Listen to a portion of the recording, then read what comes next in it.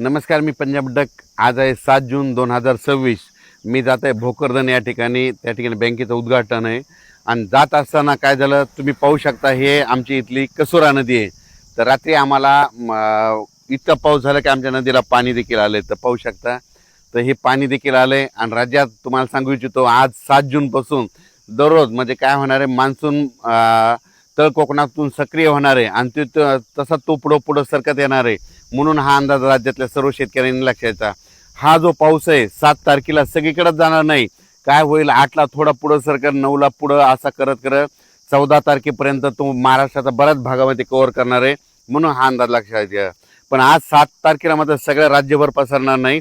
आज फक्त काय झालं, तळ कोकणातून ते पाऊस पुढं सरकाला आहे आणि आज रात्रीपर्यंत बऱ्याच भागामध्ये मग काय होईल, सातारा, सांगली, सोलापूर, कोल्हापूर, अहिल्यानगर, पुणे, त्याच्यानंतर इकडे बीड जिल्हा, लातूर जिल्हा, धाराशिव जिल्हा, मराठवाड्यापर्यंत आते मदाल मारण आणि इकडं थोडी उत्तर महाराष्ट्राकडे काही जिल्ह्याकडे जाईल. म्हणून हे अंदाज लक्षात येतात. पण आजपासून संपूर्ण महाराष्ट्रभर जाणार नाही. 7 पासून ते 14 तारखेपर्यंत दररोज वेगवेगळ्या भागात दररोज काय होईल, पुढं सरकत तो मान्सून प्रवास करणार आहे. म्हणून हा अंदाज लक्षात येतात. काल देखील म्हणजे काल 6 जूनला देखील आमच्या परभणी जिल्ह्यामध्ये शेलू तालुका, मानवत तालुका, परभणी जिल्ह्यामध्ये मानवत ह्या भागामध्ये इतकं वादळी वाऱ्यानं शेतकऱ्याचं अतोनात नुकसान केलं. लाईटचे ट्रान्सफॉर्म उपटून पडले, त्याच्यानंतर सोलार उपटून पडले. म्हणजे इतकं वारं भयानक होतं की खूप म्हणजे पाऊस पडला.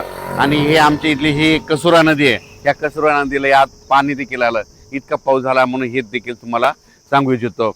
राज्यात सर्व शेतकऱ्याला सांगू इच्छितो, पेरणी करताना शेतामध्ये जायचं, जमिनीमध्ये ईदभर ओल असेल तरच पेरणीचा निर्णय घ्या. नसता 4 बोट ओल असेल, 6 बोट असेल तर पेरणी करू नका. म्हणून हे देखील सर्व शेतकऱ्यांना लक्ष द्यायचं.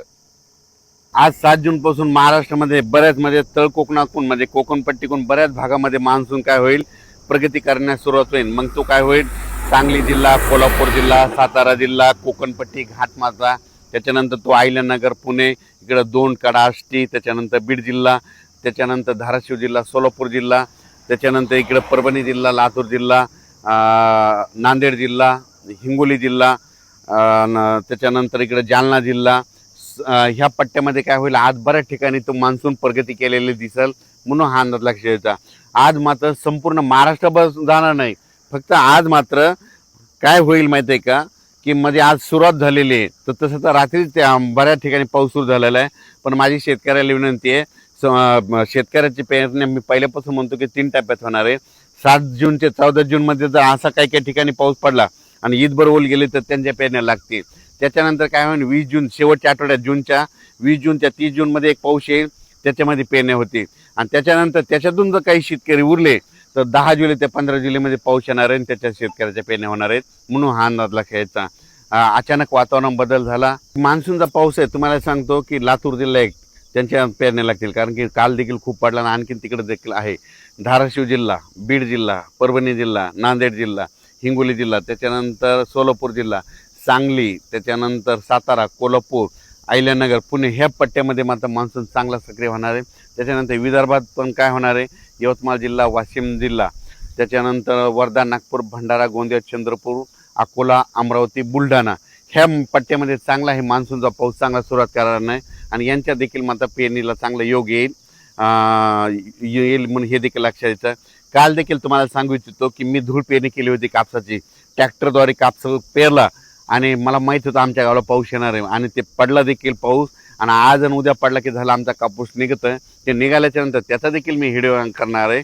म्हणून हे लक्षात घेतं, हे सांगू इच्छितो. आणि शेतकऱ्याला परत सांगू इच्छितो की शेतकऱ्याच्या पहिल्यापासून म्हणतो की 3 टप्प्यामध्ये पेरणी होणार आहे.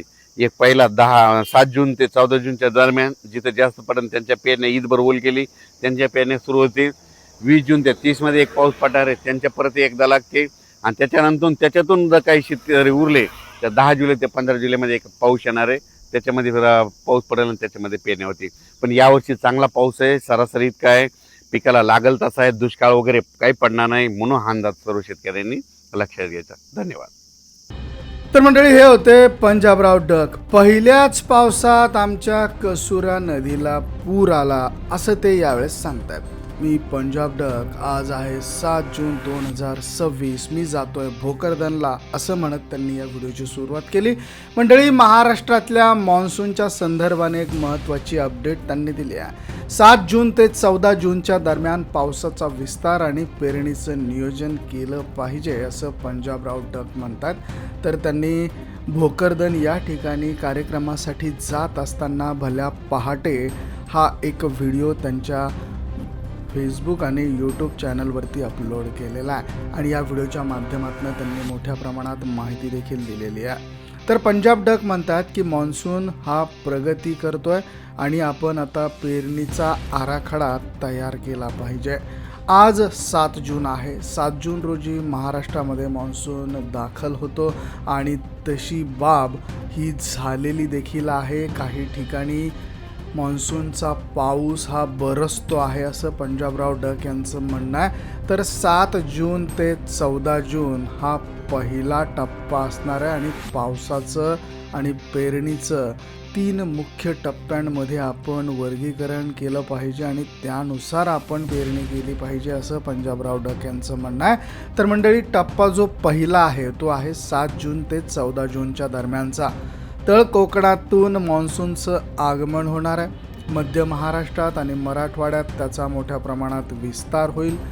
तर ओलावा तपासून आपण पेरणी केली पाहिजे असं पंजाब डक यांचं म्हणणं आहे. दुसरा टप्पा जो आहे तो 20 जून ते 30 जूनच्या दरम्यानचा आहे. दुसऱ्या टप्प्यात मोठ्या पावसाची शक्यता त्यांनी वर्तवलेली आहे. उर्वरित क्षेत्रातील पेरण्या पूर्ण होतील असं देखील ते म्हणतात. तर विदर्भात पावसाचा जोर देखील मोठ्या प्रमाणात राहील असं पंजाब डक यांचं म्हणणं आहे. तर मंडळी, तिसरा टप्पा जो आहे तो 10 ते 15 जुलै या दरम्यानचा आहे आणि हा अंतिम टप्पा असेल पेरण्यांचा. यामध्ये शिल्लक राहिलेल्या भागांमध्ये पेरणी ही पूर्ण होऊन जाईल आणि पावसाचं सातत्य हे टिकून राहील असं पंजाब डक म्हणतात. तर जमिनीत इतभर म्हणजेच सुमारे 8 ते 9 इंच ओलावा गेल्याशिवाय पेरणी करू नका. केवळ 4-6 बोटं ओलावा असल्यास पेरणी टाळा, अन्यथा दुबार पेरणीचं संकट येऊ शकतं असं पंजाब डक म्हणतात. तर परभणी, सेलू, मानवत या भागात वादळी वाऱ्यासह मोठ्या प्रमाणात पाऊस झालेला आहे. ट्रान्सफॉर्मर आणि सोलार प्रकल्प हे बाधित झालं असल्याचं देखील या ठिकाणी समोर येत आहे. कसोरा नदी जी पंजाबराव डक यांच्या पाठीमागे आपल्याला दिसते आहे, या कसोरा नदीला पहिल्याच पावसाने पूर आला असल्याचं देखील ते या ठिकाणी सांगतात. तर मंडळी, पंजाब डक यांनी 7 जून 2026 रोजी म्हणजे आज सकाळी भल्या पहाटे हा अंदाज व्यक्त केला आहे. पावसाच्या स्थितीचा आणि मान्सूनच्या प्रगतीचा आढावा त्यांनी आपल्याला सांगितला आहे. मान्सून आता सक्रिय होतोय आणि शेतकऱ्यांनी जमिनीत ओलावा तपासून पेरणीचा निर्णय घ्यावा असा महत्त्वाचा सल्ला त्यांनी आज 7 जून रोजी शेतकऱ्यांना दिला आहे. 7 जूनपासून मान्सून तळ कोकणातून सक्रिय झाला. तो हळूहळू पुढे सरकतोय. हा पाऊस एकाच वेळी संपूर्ण राज्यात न पडता 7 जून ते 14 जून या कालावधीमध्ये टप्प्याटप्प्याने महाराष्ट्राच्या विविध भागांमध्ये पोहोचणार असं पंजाबराव डक म्हणतात. या ठिकाणी वादळी वाऱ्यासह पावसाने हजेरी लावली आहे. काही भागात नद्यांना पूर आला आहे. विशेषतः परभणी जिल्ह्यातल्या सेलू आणि मानवत तालुक्यात वादळी वाऱ्यामुळे मोठं नुकसान झालं असल्याचं त्यांचं म्हणणं आहे. शेतकऱ्यांनी पेरणी करताना घाई करू नये असा इशारा देखील देण्यात आलेला आहे. जमिनीमध्ये किमान वीतभर ओल म्हणजेच 7 ते 8 इंच ओल आल्याशिवाय पेरणी करणं धोक्याचं ठरू शकतं. केवळ 4 बोटं जमीन ओली झाली आणि आपण पेरणी केली तर आपल्याला दुबार पेरणीचं संकट हे सामोरं येऊ शकतं. तर आजपासून सांगली, कोल्हापूर, सातारा, पुणे, अहिल्यानगर, बीड, धाराशिव, सोलापूर, परभणी, लातूर, नांदेड, जालना या पट्ट्यात मान्सून प्रगती करणार असं त्यांचं म्हणणं आहे. विदर्भातल्या यवतमाळ, वाशिम, वर्धा, नागपूर, अकोले, अमरावती या जिल्ह्यामध्येही मान्सून चांगल्या प्रकारे सक्रिय होईल आणि तिथेही पेरणीसाठी पोषक वातावरण तयार होईल असं पंजाब डक यांचं म्हणणं आहे. तर मंडळी, याबद्दल तुमचं मत काय कमेंटमध्ये नोंद करा. धन्यवाद.